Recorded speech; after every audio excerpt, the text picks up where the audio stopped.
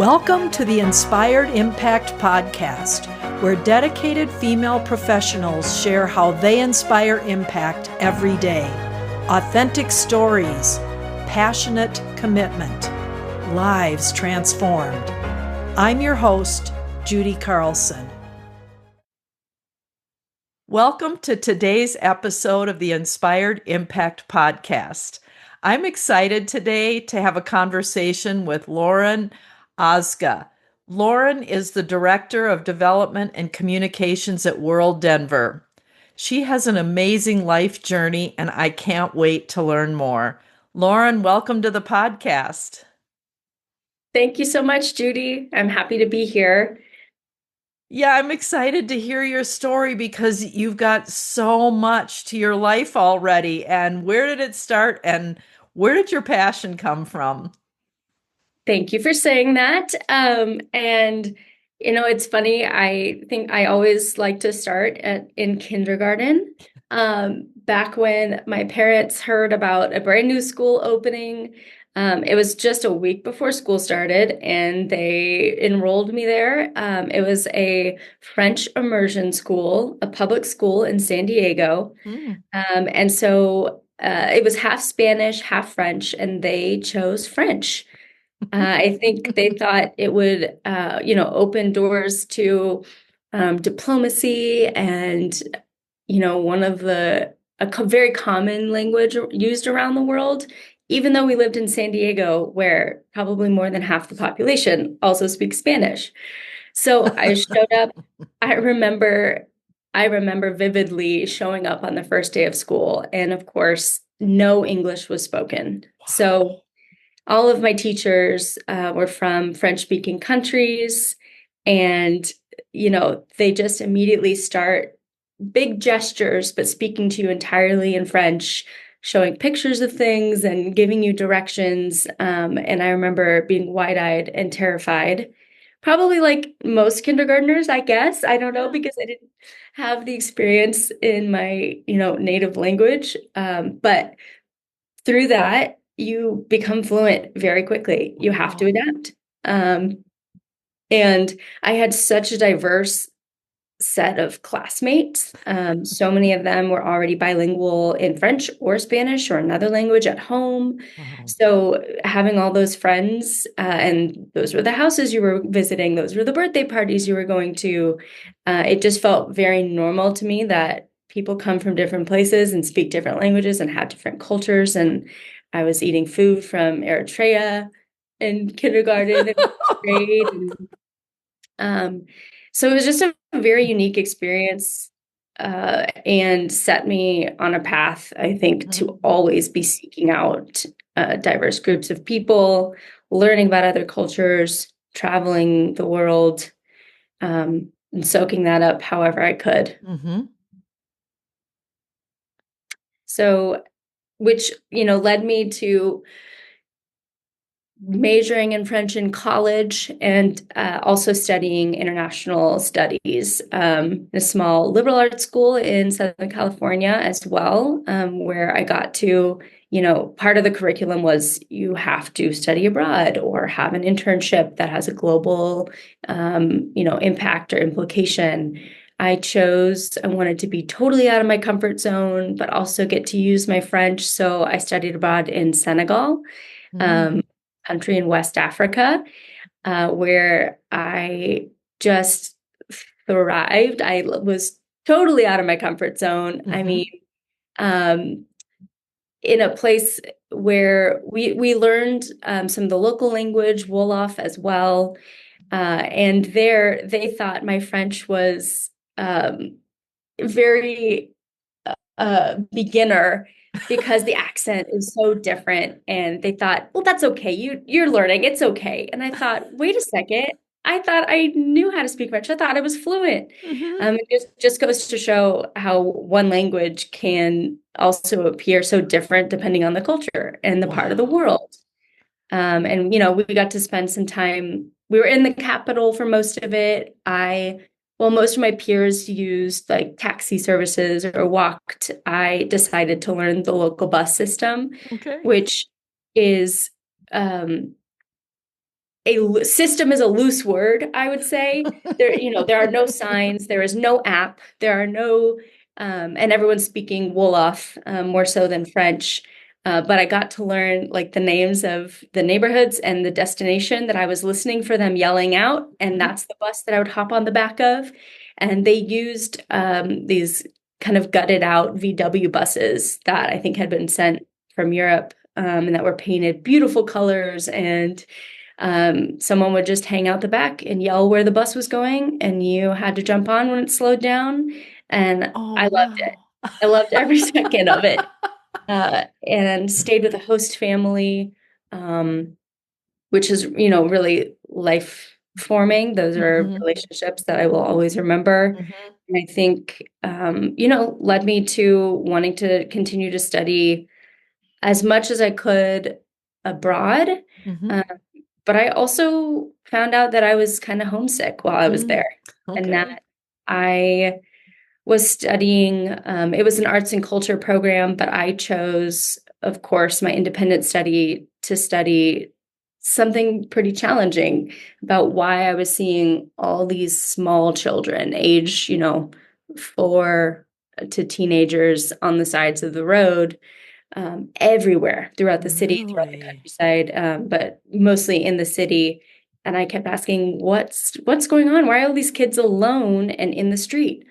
And so diving into that, I volunteered at an organization that was helping them, and found out that they were actually sort of in a manipulative way, being brought from countrysides with the promise of education, the promise of schooling, learning French, being able to kind of rise out of the poverty they were experiencing in their hometowns, specifically with religious education as well. So it's a majority Muslim country. And so while some of these schools were real and they would come and learn, and they would also spend half or most of their day out asking for money, and begging. Oh. And that was kind of how these teachers made their living, by Oh, using the wow. children. And the folks back home had no idea, um, Right. you know? And Right. so I worked with the kids in the day, and then explored the arts and culture with my education program throughout. And I thought, oh my gosh, this is heartbreaking. And Yeah.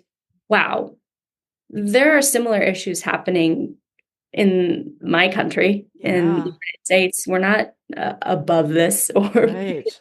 haven't solved all these problems either. And I found myself being homesick. And Wow. when I got back, I thought, you know what? You can have an impact where you live, uh, Mhm. and still bring a global perspective, and still value other culture, and actually bring that back home. Wow. That's what I did. I decided I was going to pursue a master's in social work. And I found a very cool program at Boston University where I could study both theological studies and social work, and receive both of those masters at the same time in 3 years. Wow. There's a lot of crossover. We took, grant writing, impacting communities, community organizing, restorative justice, Mm. some really awesome coursework Wow. to set you up to lead an organization or community, or go into policy work. It was very exciting, exactly what I wanted to be doing. And like everyone at some point, of course, I had kind of a crisis of identity. I want to do so many things. What do I want to do? Right. When it came time to find my first real out of school, job, career move, I found an organization. We were moving to Charlotte. I had gotten married, and we were moving to Charlotte, North Carolina. And I Okay. thought, what the heck am I going to do? Charlotte, North Carolina. I've never really even been to the South. And there was an organization called the World Affairs Council of Charlotte. Wow. And I had heard about the World Affairs Councils loosely. There are about 90 something across the country, one in most all major cities, and most even small, medium-sized cities. And their goal is really to connect their city with the world. Oh. They all operate independently, but they're part of a national network. And I thought, oh my gosh, it's a nonprofit and it has this global focus. And I'm going to be working with people from other countries who are, or people who are interested in this and speak other languages. And maybe I'll get to speak with people in French. And um, so I said, sign me up. You, And you go, girl. yeah, I started off, as it was a very small team. There were four of us and kind of running their programs and development. So fundraising and putting on events and programs, exactly what I had been studying with my MSW. And, building those connections. We hosted ambassadors from around the world and Wow. former diplomats, authors, experts, journalists, CEOs, all these amazing people that literally I would go pick up at the airport in my little Honda Civic, drive them around. Former national security advisors and defense secretaries. It was kind of unreal. So when I moved to Denver a few years later, I knew exactly where I needed to go first, to the World Affairs Council, and just meet some people and Okay. see what was happening in Denver and how can I stay connected to this world. And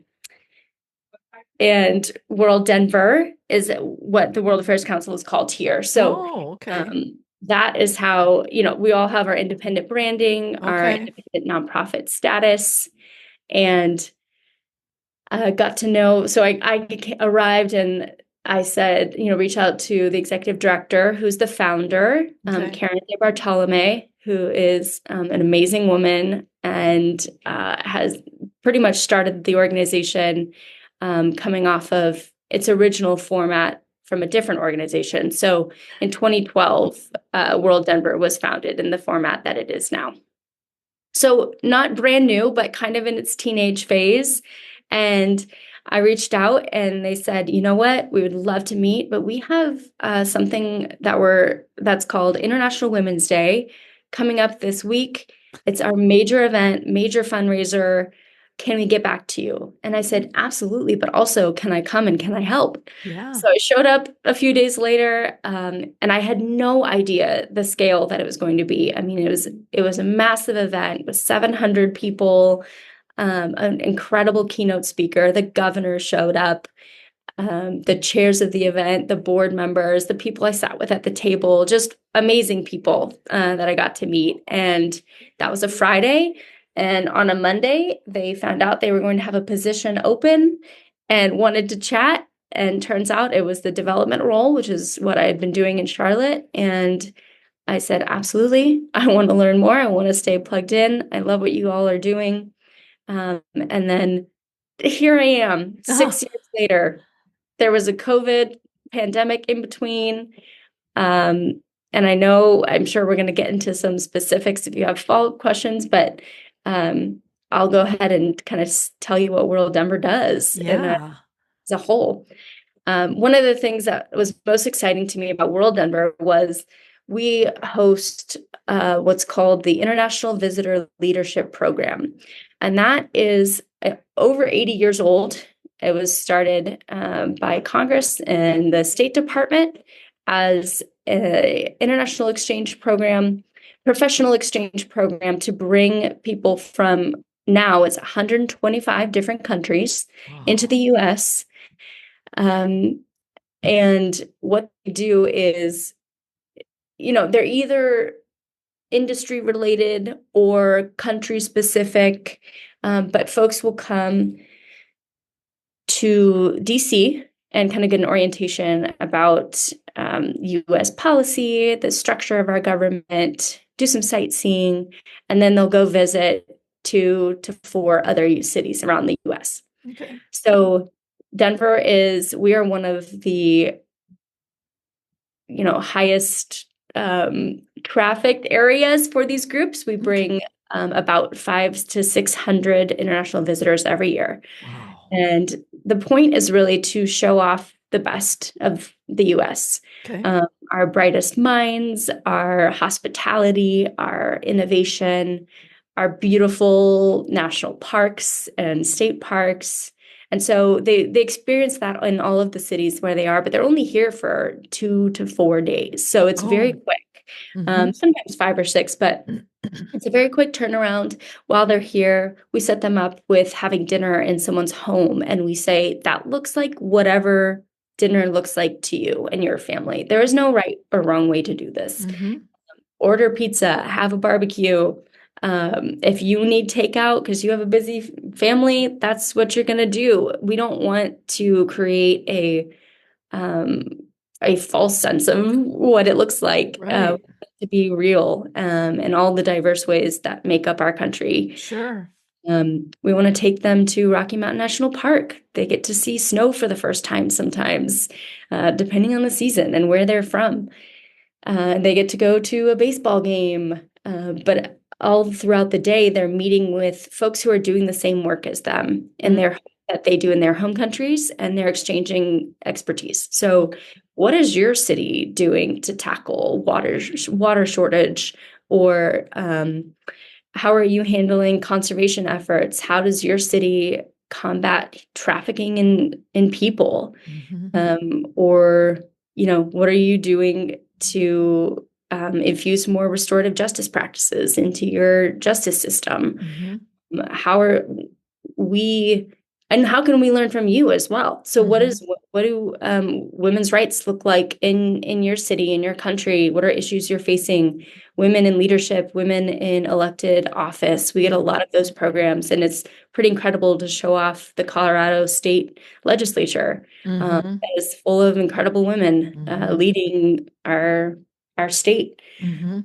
So it really runs the gamut. We get, someone's got a boutique vegan chocolate company down in Peru, and they want to learn from a small business here from the ground up, and how did they scale? And it's pretty incredible, the stories that we hear, the experience that these folks have. They're really identified as rising leaders from their home countries, and about something like 400 people who have come through this program since it started have gone on to become heads of state. Wow. So they really are emerging leaders. They are going to be the folks that are making decisions about their foreign policy, about how they want to interact with the U.S., and if they have an affinity for our country and for a town, for a tie to Denver. They have a family here that they met and sat with in their home. It really creates those bonds that cross bridges and cultural bridges and country boundaries.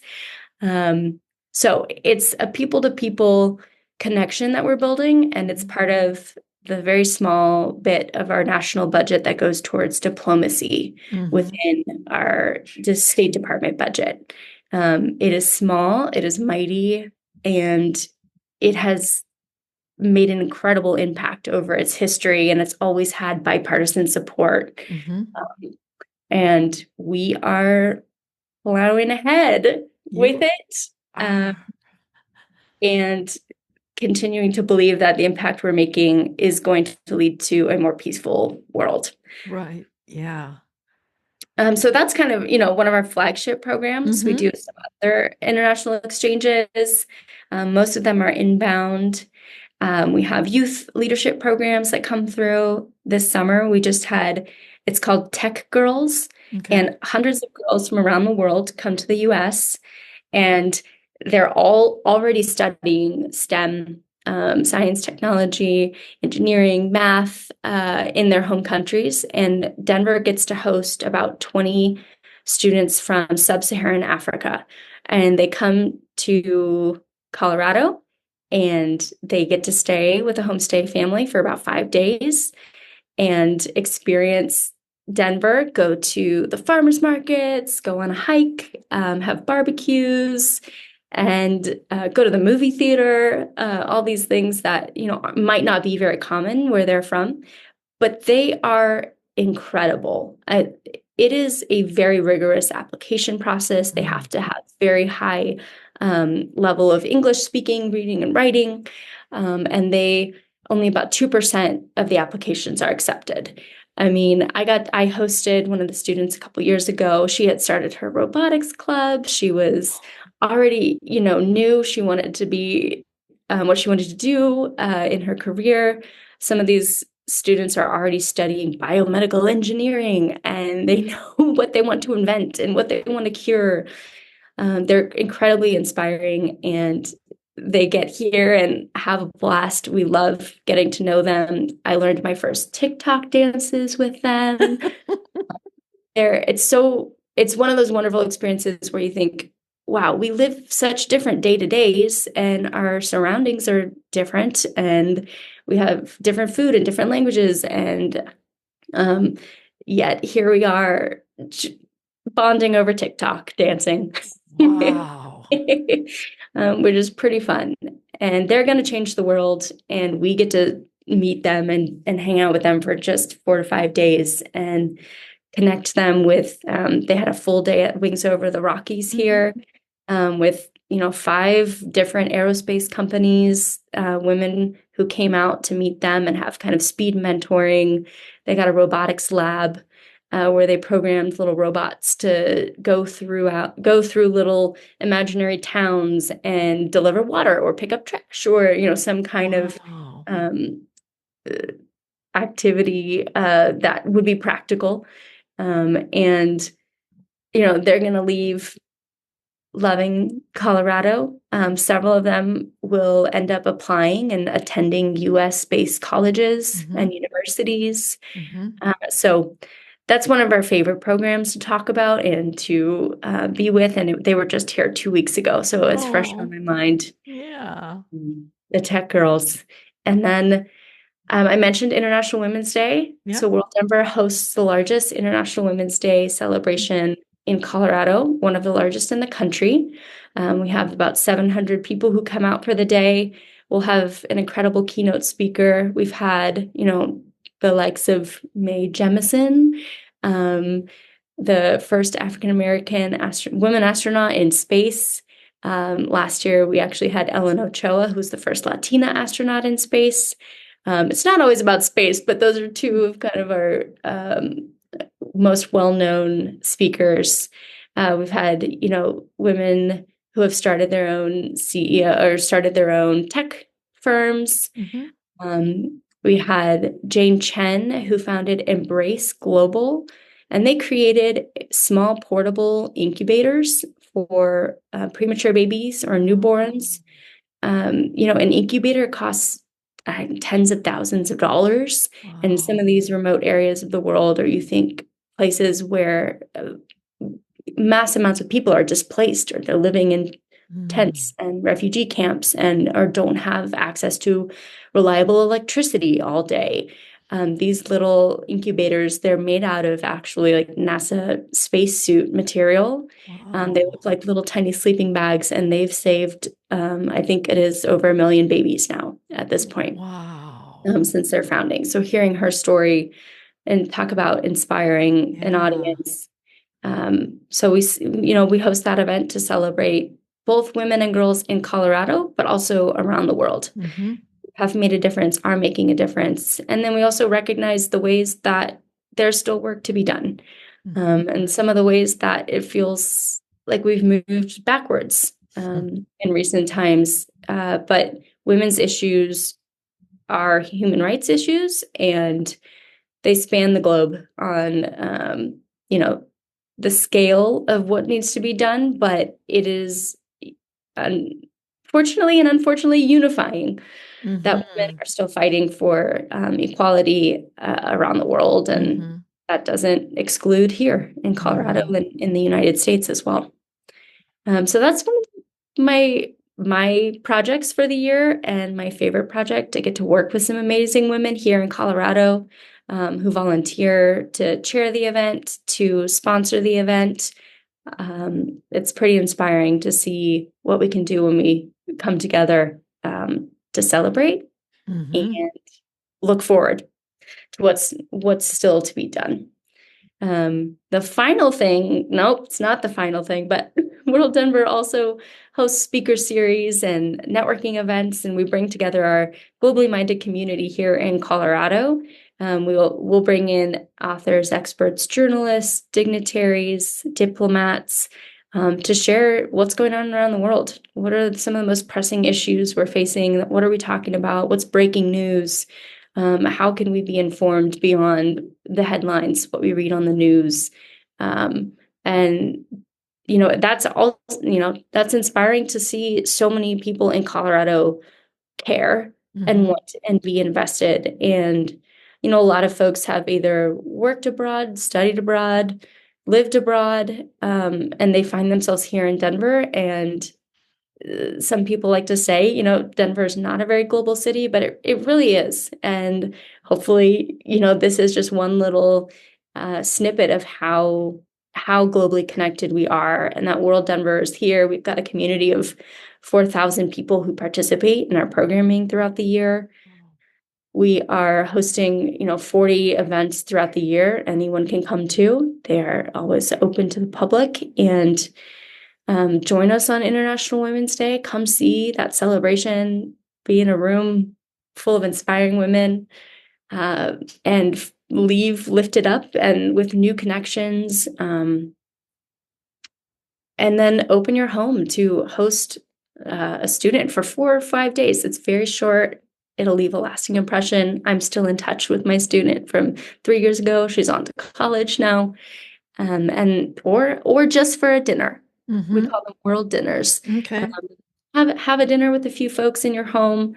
Invite your neighbors over, and it's kind of, spread the wealth of getting to meet people from Morocco and Tanzania and Tajikistan. It's a very unique opportunity. Um, we before I dig, I hand it back over to you. We also have an incredible student education program. It's called the World Affairs Challenge. It's actually been around for about 35 years in Colorado. And it's for middle school and high school students. It's taken various iterations along its lifespan, but it's focused on the UN Sustainable Development Goals. So we'll have a theme each year. It's been water or earth or economic prosperity. And so the students will study those specific UN SDGs, as we call them. And then they'll identify an issue in their neighborhood, in their town, or their city that they think they could have an impact on. So it's a local project with a global impact. Mhm. And they form teams, they work together, they build leadership skills, communication skills. We've got students in 11 different countries that participate in this program. So Wow. 6 or 7 countries across Africa, in Turkey as well, it's students in Morocco.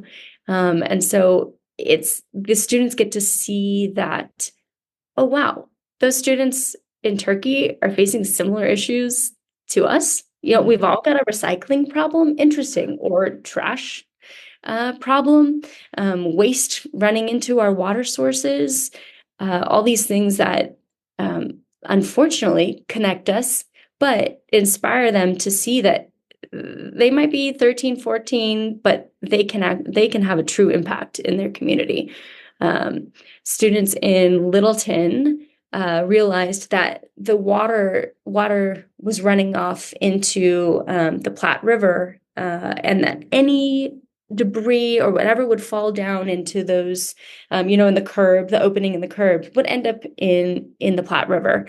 And so Wow. they went on a campaign. They got approval from City Council, and they went out and they spray painted educational messages, alerts, Mhm. awareness campaign, Mhm. and they went around town, around their neighborhood, and put those signs onto the sidewalk so that everyone could see, to try to clean up their waterways. Right. Students in Boulder realize, there's the running community, the athletic community. Everyone's buying shoes all the time. You got to replace your running shoes like every 6 months, right? Right. All that paper, all that packaging that comes in them is wasteful Right. ultimately.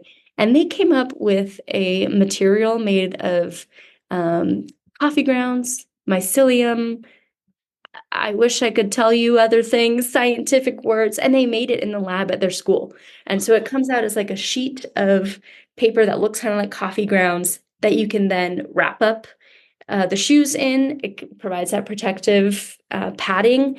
And then once it arrives, you can go ahead and throw that out in your backyard or plant it in your garden and it will decompose. They got a shoe company and a manufacturer to meet with them to talk about the possibilities and the legitimacy of making this fully into a product that is marketable and market ready. So it's pretty inspiring when you see these 12, 14, 16-year-olds ready to do, and they really understand that they're living in a global world where they can talk to students in Turkey, they can talk to students in Morocco. Everyone's got a smartphone, no matter your standard of wealth, really, around the world. And they get to build those global connections while having an impact in their local community. So that's the World Affairs Challenge in a nutshell. That's what we do here at WorldDenver. We say we connect Denver to the world, and that's really what we do in all of those ways. And so if people are thinking, how do I participate in these conversations and stay plugged in and with what's going on around the world, we are here, and you get to meet people from around the world too. We know that traveling is a privilege, especially for students, and that's why we have that education program where, it's the elements are pretty much virtual, but you get that experience. Not everyone can get up and buy a plane ticket across the world and have that experience, but we'll bring it to you right here. Yeah. Wow. You mentioned something about on one of the programs, the people you get to work with, the volunteers to chair and sponsor. So tell me a little bit more about the volunteer side or the getting connected to WorldDenver side outside of being an employee of the mission, right? Yes, absolutely. So for International Women's Day, we always recruit volunteers for the event day. So you get to join us for the event in the program. We have probably four chairs that will help lead the event. And those are typically representatives from our board. We have a board, obviously, and those are volunteers as well. Okay. We have an amazing young professionals cohort and program. So if you identify as a young professional, an emerging career or transitioning career professional, they're getting together for professional development, service opportunities, building up that global network here in Denver, professionally and personally. They have a volunteer board as well. So it's a great kind of learning place to learn what it means to serve on a board, to serve an organization, to help fundraise, to recruit other volunteers, bring folks in. And then with the education program, the World Affairs Challenge, those projects that they create, that the students create, they then pitch them. So it's a pitch competition. And we recruit dozens of quote unquote judges to review those videos, their short videos, and then meet with the team for 10 minutes on Zoom and ask them follow-up questions and evaluate their projects and help them think through what creating a budget looks like for the first time. They've never created a budget before, and the feasibility and the we call them the SMART goals that they've created. That's specific, measurable, attainable, and